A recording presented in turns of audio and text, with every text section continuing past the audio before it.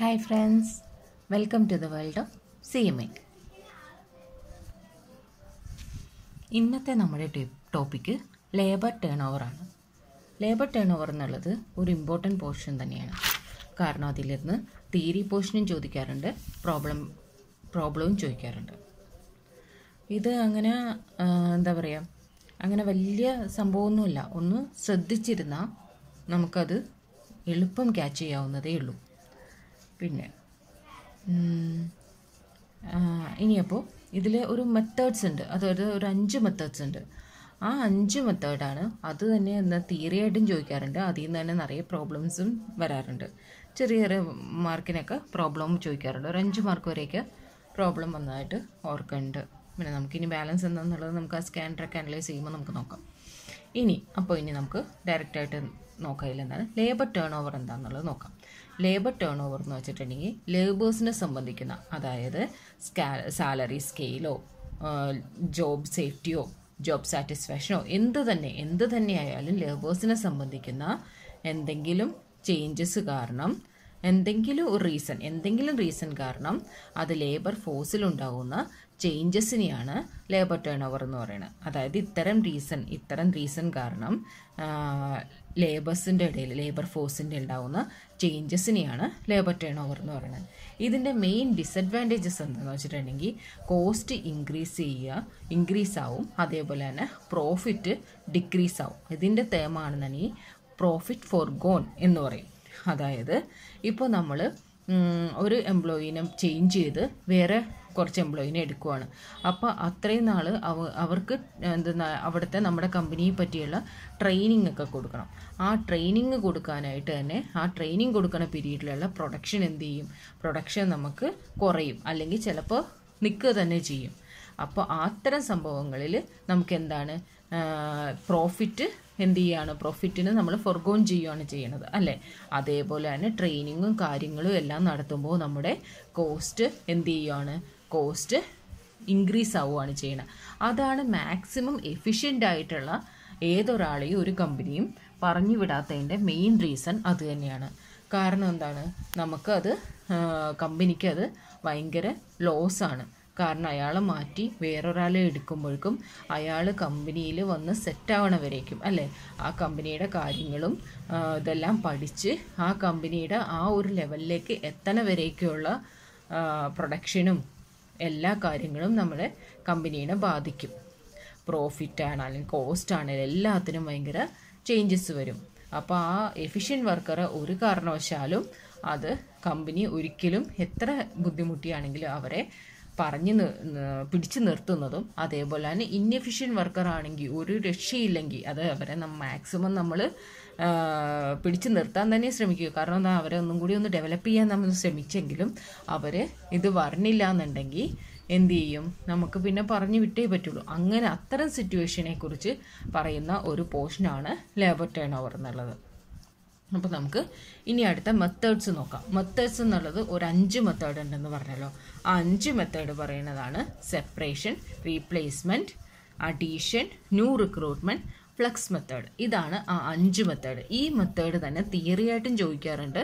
ഈ മെത്തേഡിലിരുന്ന് തന്നെ അത് 2 മെത്തേഡ് 3 മെത്തേഡ് അല്ല, ടോട്ടൽ 5 മെത്തേഡും ചോദിച്ച് തന്നെ ക്വസ്റ്റ്യനും പ്രോബ്ലവും ചോദിക്കാറുണ്ട്. അപ്പോൾ ഇനി ഫസ്റ്റ് മെത്തേഡാണ് സെപ്പറേഷൻ മെത്തേഡ്. ആ സെപ്പറേഷൻ മെത്തേഡ് എന്താണെന്നുള്ളത് നോക്കാം. സെപ്പറേഷൻ മെത്തേഡിൻ്റെ ഫോർമുല എന്ന് പറഞ്ഞിട്ടുണ്ടെങ്കിൽ number of separation divided by average number of labours into 100 എന്നുള്ളതാണ് സെപ്പറേഷൻ മെത്തേഡിൻ്റെ ഫോർമുല. അതായത് ഇപ്പോൾ എംപ്ലോയീസ് എല്ലാം വർക്കേഴ്സ് എല്ലാം റിലീവ് ആകാം അല്ലെങ്കിൽ റിസൈൻ ചെയ്യാം. ഈ 2 കാരണത്താൽ ഉണ്ടാകുന്ന സെപ്പറേഷനെയാണ് ഈ സെപ്പറേഷൻ മെത്തേഡിൽ വരുന്നത്. ആ കാരണം ഇപ്പോൾ നമുക്കത് തന്നെ ഒന്ന് എക്സാമ്പിൾ വഴിയാ നോക്കാം. ഇപ്പോൾ എക്സാമ്പിൾ എന്താണെന്ന് വെച്ചിട്ടുണ്ടെങ്കിൽ ഇപ്പം ഒരു കമ്പനിയിൽ 4 വർക്കർ ഉണ്ട്. ഏകദേശം ABCD അങ്ങനെയുള്ള 4 വർക്കർ ഉണ്ടെന്ന് വിചാരിച്ചോ. അതിൽ ഈ എയും ബിയും എന്ന് പറയുന്നത് ഭയങ്കര ലേസിയാണ്. അവരുടെ അടുത്ത് ഒരു ടൈമിന് എന്താ പറയുക, ഒരു 9 o'clock ജോലിക്ക് വരാൻ പറഞ്ഞാൽ അവർ 10 o'clock വരും. അതേപോലെ തന്നെ കറക്റ്റായിട്ടൊന്നും ജോലി ചെയ്യില്ല. ലഞ്ച് ബ്രേക്കെല്ലാം അത് അവരുടെ ഇഷ്ടത്തിനാണ് എടുക്കുന്നത്. ആര് എന്തു പറഞ്ഞാലും കേൾക്കില്ല. നിറയെ ടൈം വാണിംഗ് എല്ലാം കൊടുത്തു. അങ്ങനെ ഒരു രക്ഷയില്ല, അവർ നമ്മൾ കമ്പനിയുടെ ടേംസ് ആൻഡ് പോളിസി അനുസരിച്ച് വരില്ല എന്ന് മനസ്സിലായി കഴിഞ്ഞപ്പോൾ കമ്പനി എന്ത് ചെയ്തു, അവരെ ഡിസ്മിസ് ചെയ്യാനായിട്ട് തീരുമാനിച്ചു. ഡിസ്മിസ് ചെയ്യാനായിട്ട് തീരുമാനിച്ചു. അപ്പോൾ ആ ടേമിന് തന്നെ ഡിസ്മിസ് എന്ന് പറയും, അല്ലെങ്കിൽ എന്ത് ചെയ്യും, റിലീവ് എന്ന് പറയും, അല്ലെങ്കിൽ ഡിസ്ചാർജ് എന്ന് പറയും. ഈ 3 ടേമാണ് അതിനുപയോഗിക്കുന്നത്. നമ്മളായിട്ട് കമ്പനിയായിട്ട് അവരെ പറഞ്ഞു വിടുന്നതിന്, ഒരു രക്ഷയില്ലാണ്ട് പറഞ്ഞു വിടുന്നതിന് ഉപയോഗിക്കുന്ന 3 പേരാണ് ഡിസ്മിസ് ചെയ്യുക, റിലീവ് ചെയ്യുക, ഡിസ്ചാർജ് ചെയ്യുക എന്നുള്ളത്. ആ 3ഉം ഒരേ ഇതിലാണ്. അങ്ങനെ 2 പേരെ അങ്ങനെ പറഞ്ഞു വിട്ട് കഴിഞ്ഞപ്പോൾ ബാക്കി സി ഡി എന്നുള്ളത് ഇവർ രണ്ടുപേരും ഇവരുടെ ക്ലോസ് ഫ്രണ്ട്സാണ്. എയുടെയും ബിയുടെയും ക്ലോസ് ഫ്രണ്ട്സാണ്. അപ്പോൾ അവർ പറഞ്ഞു, ഇവരെ പറഞ്ഞു വിട്ട സ്ഥിതിക്ക് ഞങ്ങൾക്കും ഇവിടെ ജോലിയിൽ തുടരാനായിട്ട് ഇഷ്ടമില്ല, ഞങ്ങളും ഇവിടെ നിന്ന് ജോലിയിലിരുന്ന് റിസൈൻ ചെയ്യുവാണ്. അതിൻ്റെ ടേമാണ്, അതിനുപയോഗിക്കുന്ന ടേമാണെന്ത്, റിസൈൻഡ്. ഞങ്ങളും ഇവിടെ റിസൈൻ ചെയ്യുവാണ് എന്ന് പറഞ്ഞു. അപ്പോൾ റിസൈൻ ചെയ്യുവാണെന്ന് അവരും ജോലി ഉപേക്ഷിച്ച് പോയി. അപ്പോൾ ഈ 2 ടേമിനും, അതായത് എയും ബിയും ചെയ്ത് നമ്മളായിട്ട് ഡിസ്മിസ് ചെയ്തതിനും സിയും ഡിയും അവരായിട്ട് റിസൈൻ ചെയ്തതിനും ആ 2 എണ്ണത്തിന്, അതായത് കമ്പനിയിൽ നിന്ന് ഇവർ 4 പേരും എന്താണ് 2 തരത്തിലാണെങ്കിലും കമ്പനിയിൽ നിന്ന് പോവുകയാണ്, അല്ലെ, പിരിഞ്ഞു പോവുകയാണ്, എന്താണ് സെപ്പറേറ്റ് ആയിട്ട് പോവുകയാണ്. അതിനെ പറയുന്നതാണ് അതിനെ പറയുന്ന പേരാണ് സെപ്പറേഷൻ എന്ന്. അതായത് നമ്മളായിട്ട് പറഞ്ഞു വിട്ടാലും, കമ്പനിയായിട്ട് പറഞ്ഞു വിട്ടാലും ശരി, ലേബേഴ്സായിട്ട് കമ്പനിയിൽ നിന്ന് തനിയെ റിസൈൻ ചെയ്ത് പോയാലും ശരി, ആ 2 ടേമും കൂടിച്ചേരുന്നതിനെയാണ് സെപ്പറേഷൻ എന്ന് പറയുന്നത്. ഇനി റീപ്ലേസ്മെൻറ്റ് എന്ന് വെച്ചാൽ എന്താണെന്നറിയാമോ? New workers in old place. അതായത് ഇപ്പോൾ എന്തായാലും ഈ 4 പേരും കമ്പനിയിൽ നിന്ന് പുറത്തു പോയി. ആ പുറത്തു പോയി കഴിയുമ്പോൾ നമുക്ക് എന്തായാലും കമ്പനി അടിച്ചു മൂടാൻ പറ്റില്ലല്ലോ.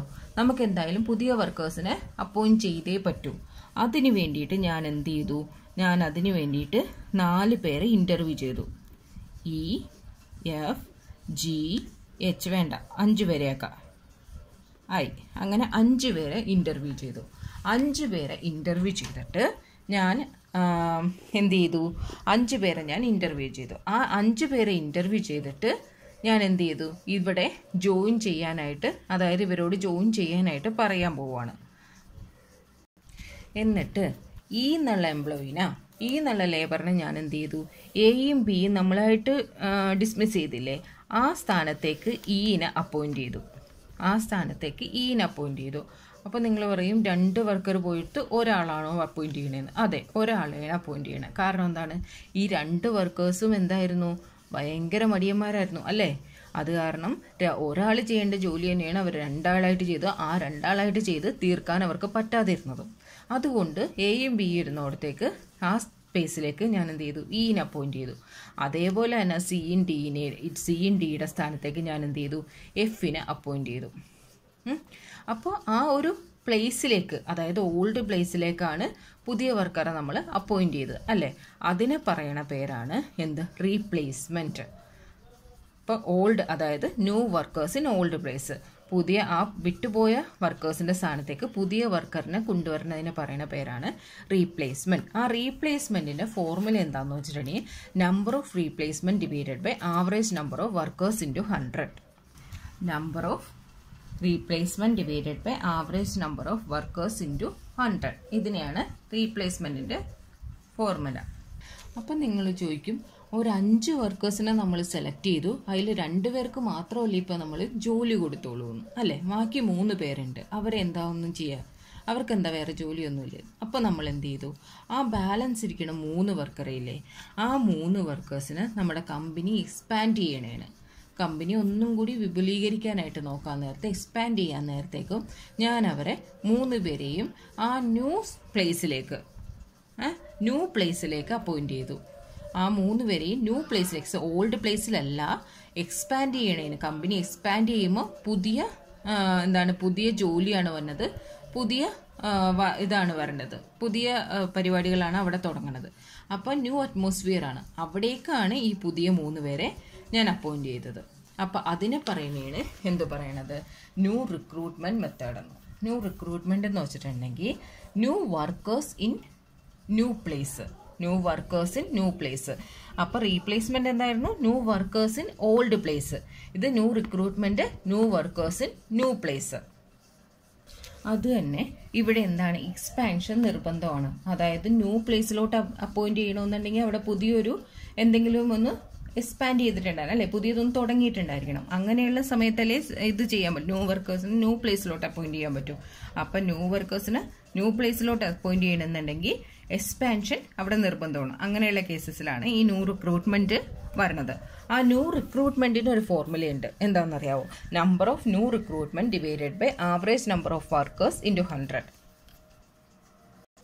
ഇനി നെക്സ്റ്റ് മെത്തേഡാണ് അഡീഷൻ അല്ലെങ്കിൽ അസഷൻ മെത്തേഡ് എന്ന് പറയുന്നത്. അഡീഷൻ അല്ലെങ്കിൽ അസഷൻ മെത്തേഡ് എന്ന് വെച്ചിട്ടുണ്ടെങ്കിൽ അതിൻ്റെ ഫോർമുല എന്താണെന്ന് വെച്ചാൽ number of accession divided by average number of workers into 100. അതാണ് അതിൻ്റെ ഫോർമുല വരുന്നത്. ഇനി അഡീഷൻ ഓർ അസഷൻ അല്ലെങ്കിൽ എൻഗേജ്മെൻറ്റ്, അങ്ങനെ 3 തരത്തിൽ പറയാം. അഡീഷൻ, അസഷൻ അല്ലെങ്കിൽ എൻഗേജ്മെൻ്റ് എന്ന് പറയും. അതിന് എന്താണെന്ന് വെച്ചിട്ടുണ്ടെങ്കിൽ ഈ നമ്മൾക്കിപ്പോൾ 5 പേരെ എടുത്തെന്ന് പറഞ്ഞില്ലേ, നമ്മളിവിടെ പുതിയതായിട്ട് 5 പേരെ എടുത്തിട്ടില്ലേ, ആ പുതിയതായി എടുത്ത 5 പേരെയും ചേർത്തിട്ട് പറയുന്ന ടേമാണ് എന്ത് പറയണത്, അസഷൻ അല്ലെങ്കിൽ അഡീഷൻ അല്ലെങ്കിൽ എൻഗേജ്മെൻറ്റ് എന്ന് പറയുന്നത്.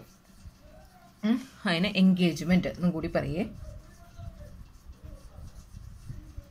എൻഗേജ്മെന്റ് മെത്തേഡ് എന്നും കൂടി പറയും.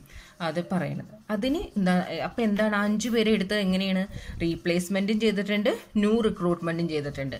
അത് രണ്ടും കൂടി ചേർന്ന ടേമാണ് അഡീഷൻ എന്ന് പറയുന്നത്. അതായത് പുതിയതായിട്ട് എടുത്ത എല്ലാ എംപ്ലോയീസിനെയും ചേർത്ത് എന്തിൽ വരും, ഈ അഡീഷനിൽ വരും. അഡീഷനായിട്ട് അടുത്തായിട്ട് കൂടുതലായിട്ട് എടുത്ത, അതായത് പുതിയതായിട്ട് എടുത്ത എല്ലാ എംപ്ലോയീസും അഡീഷൻ, അസഷൻ അല്ലെങ്കിൽ എൻഗേജ്മെന്റ് മെത്തേഡിൽ വരും. അപ്പം എന്താണ് എൻ്റെ formula, number of accession divided by average number of workers into 100.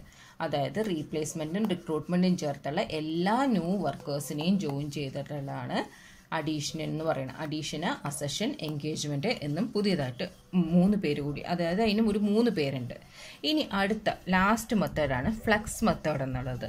Flux method എന്ന് വെച്ചിട്ടുണ്ടെങ്കിൽ അത് എക്സ്പാൻഷൻ ഉണ്ടെങ്കിൽ ഒരു ഫോർമുല, എക്സ്പാൻഷൻ ഇല്ലെങ്കിൽ വേറൊരു ഫോർമുല.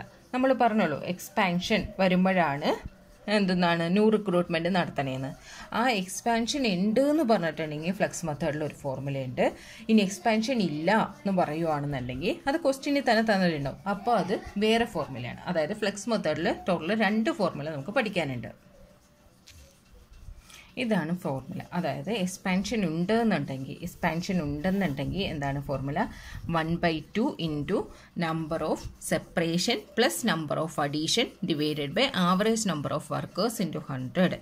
എക്സ്പാൻഷൻ ഉണ്ടെന്നുണ്ടെങ്കിൽ സെപ്പറേഷനും പ്ലസ് അഡീഷനും വന്നിട്ട് അഡീഷനും ചേർത്ത് divided by number of workers into 100 എടുക്കണം. ഇനി എക്സ്പാൻഷൻ ഇല്ല എന്നുണ്ടെങ്കിൽ number of separation plus number of replacement, അവിടെ റീപ്ലേസ്മെൻറ്റേ വരുള്ളൂ, number of replacement divided by average number of workers into 100. അപ്പോൾ എക്സ്പാൻഷൻ ഉണ്ടെന്നുണ്ടെങ്കിൽ 1/2 into number of separation plus number of addition വരും. ഇവിടെ number of separation plus number of replacement ആണ് ഇല്ല എന്നുണ്ടെങ്കിൽ, എക്സ്പാൻഷൻ ഇല്ല എന്നുണ്ടെങ്കിൽ വരുന്നത്. ഓക്കെ, ഇൻ ഷോർട്ട് പറഞ്ഞ എന്താണ്, ഇവിടെ എക്സ്പാൻഷൻ ഇല്ലാത്ത കേസിൽ റീപ്ലേസ്മെൻറ്റ് മാത്രമേ വരുന്നുള്ളൂ അല്ലേ. ഇവിടെ എക്സ്പാൻഷൻ ഉള്ള കേസിൽ എന്താണ് വരുന്നത്, റീപ്ലേസ്മെൻറ്റും വരും, റിക്രൂട്ട്മെൻറ്റ് വരും. അത് 2 അഡീഷനും കൂടെ എത്ര പേരെ ടോട്ടലായിട്ട് എടുത്തു എന്നുള്ളതാണ് അവിടെ കാണിക്കുന്നത്. അതാണ് ഫ്ലെക്സ് മെത്തേഡ്. ഇനി നമുക്ക് ഇതിനൊരു ഇല്ലുസ്ട്രേഷൻ 4 ഉണ്ട്. 2 ഇല്ലുസ്ട്രേഷൻ കൊടുത്തിട്ടുണ്ട് ഈ ലേബർ ടേൺ ഓവറിൽ. അതിന് നമുക്കൊന്ന് ഈ വീഡിയോയിൽ ചെയ്യാം. ഇനി ഒന്ന് ഞാൻ പറയാൻ മറന്നുപോയി, എല്ലായിടത്തും ആവറേജ് നമ്പർ ഓഫ് വർക്കേഴ്സ് എന്നുള്ളത് ഉദ്ദേശിക്കുന്നുണ്ട് അല്ലേ. ആവറേജ് നമ്പർ ഓഫ് വർക്കേഴ്സ് എന്ന് വെച്ചാൽ എന്താണ്, എല്ലായിടത്തും നമ്മൾ പറയണത് തന്നെയാണ് opening plus closing divided by 2. അത് ഞാൻ പറഞ്ഞില്ലായിരുന്നു, അതുകൊണ്ടാണ് opening plus closing divided by 2 വർക്കേഴ്സിനെ ചേർത്തിട്ടാണ് ആവറേജ് നമ്പർ ഓഫ് വർക്കേഴ്സ് എന്ന് പറയുന്നത്. എല്ലാത്തിനെയും ഡിവൈഡ് ചെയ്യുന്ന ആവറേജ് നമ്പർ ഓഫ് വർക്കേഴ്സ് കൊണ്ടാണ്. ഇനി നമുക്ക് പ്രോബ്ലം നോക്കാം. ഇല്ലുസ്ട്രേഷൻ 4 എന്താണെന്ന് വെച്ചാൽ during October 2015 the following information is obtained from the personal department of A manufacturing company. Labour force at the beginning of the month 1900 and the end of the month 2100. അപ്പോൾ labour force ഒരു മാസത്തിൻ്റെ ആദ്യം ഉണ്ടായതും 1900 ആണെന്നും last ഉണ്ടായത് 2100 ആണെന്നും പറഞ്ഞിട്ടുണ്ട്. അത് എന്തിനു വേണ്ടിയിട്ടായിരിക്കും? അത് ആവറേജ് നമ്പർ ഓഫ് വർക്കേഴ്സ് കാണാൻ വേണ്ടിയിട്ടായിരിക്കും. 1900 പ്ലസ് 2100 ഡിവൈഡഡ് ബൈ 2 ഇടുമ്പോൾ എത്ര കിട്ടുന്നോ അതാണ് ആവറേജ് നമ്പർ ഓഫ് വർക്കേഴ്സ് ആയിട്ട് ചെയ്യേണ്ടത്. During the month 25 people left while 40 persons were discharged. അപ്പോൾ എത്ര പേഴ്സണാണ് ഡിസ്ചാർജ് ആയത്? 40 പേര് എന്ത് ചെയ്തിട്ടുണ്ടെങ്കിൽ ഡിസ്ചാർജ് ആയിട്ടുണ്ട്. 25 പീപ്പിൾ അവരായിട്ട് തന്നെ പോവുകയും ചെയ്തു. പിന്നെ 280 workers were engaged out of which only 30 were appointed in the vacancy created by the number of workers separated and the rest on account of expansion scheme. ഇവിടെ എക്സ്പാൻഷൻ ഉണ്ട്. Calculate the labour turnover by different method. കാണാം ഏത് method എന്ന് പറഞ്ഞിട്ടില്ല, പക്ഷേ labour ടേൺ ഓവറിൻ്റെ different method use ചെയ്യാനാണ് പറഞ്ഞത്. അപ്പം നമ്മൾ എന്ത് ചെയ്യണം? നമ്മൾ 5 മെത്തേഡ് യൂസ് ചെയ്യണം. പിന്നെ ആ ഫ്ലെക്സ് മെത്തേഡിൽ ഏതാണ്? ഫ്ലെക്സ് മെത്തേഡിൽ ഓർ എന്നുള്ള ഇതിൽ നമ്മൾ പഠിച്ചായിരുന്നു. അപ്പോൾ ഏതാ ഉപയോഗിക്കേണ്ടത്? എക്സ്പാൻഷൻ ഉള്ളത് കൊണ്ട് എന്താ ഉപയോഗിക്കേണ്ടത്?